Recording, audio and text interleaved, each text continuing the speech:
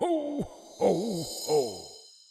We all know Santa is a resident of the North Pole, but is he really? The idea of Santa living at the North Pole came from American cartoonist Thomas Nast. In the 1860s, Nast created illustrations for Harper's Weekly showing Santa in a snowy workshop at the North Pole, a magical, far-off place untouched by humans, and a perfect home for Santa. But Nast's version came 4 decades after Clement Clarke Moore's 1823 poem A Visit from St. Nicholas, which introduced the Jolly Santa we know today, but it didn't mention the North Pole at all.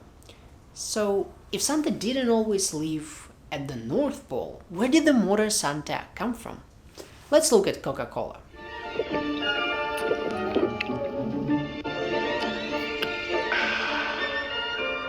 Ho, ho, ho. Merry Christmas. Many people believe the Santa we know today was invented by Coca-Cola, a warm, grandfatherly figure dressed in red with a round belly, twinkling eyes, and a big smile. But Santa existed long before that.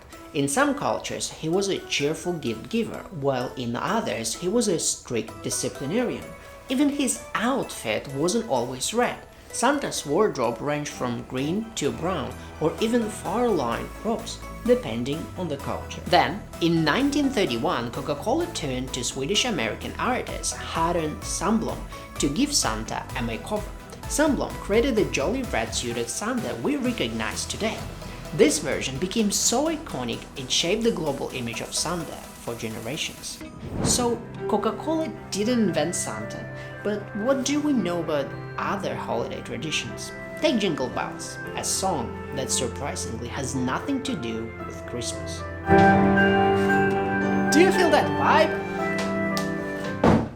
But why? Jingle Bells wasn't even meant for the holiday, it even had a different name. It was written in 1857 by James Lord as a Thanksgiving song and originally titled One Horse Open Slate. But thanks to its wintry imagery and joyful tone, the song gained popularity during the Christmas season. Over time, it was performed at holiday events and in churches, eventually becoming a Christmas staple by the late 19th century. Crazy, right? But did you know that the date we celebrate Christmas isn't really Jesus' birthday either? Christmas Day is celebrated as the day Christ was born.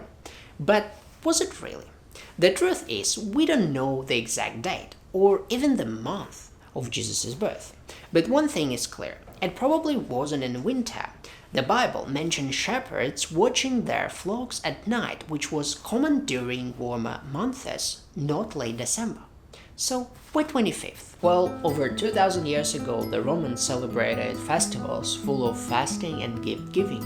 Early Christians decided to align their celebrations with these festivals, thinking, we don't need that many holidays, let's combine them into one. It also made it easier to spread Christianity. December 25th was symbolic too. It represented the light of the world coming into the darkness, tying Jesus' birth to themes of renewal and hope. And now that we've cleared up this myth, let's end up with a bizarre one.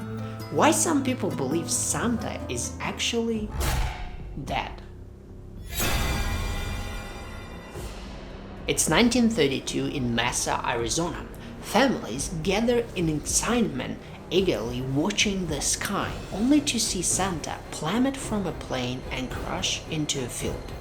Santa has fallen to his death. But wait, it wasn't Santa at all. It was a department store mannequin in a Santa suit. A local editor, John McPhee, had dreamed up the idea of parachuting Santa to boost Christmas shopping. But the stuntman he hired had a bit too much liquid courage. In a panic, McPhee swapped the stuntman for a mannequin dressed as Santa and sent it flying without checking the parachute. The mannequin hit the ground like a rock. Kids screamed, mothers panicked, and the whole town was in shock. McPhee was branded the man who killed Santa and had to leave town for a while.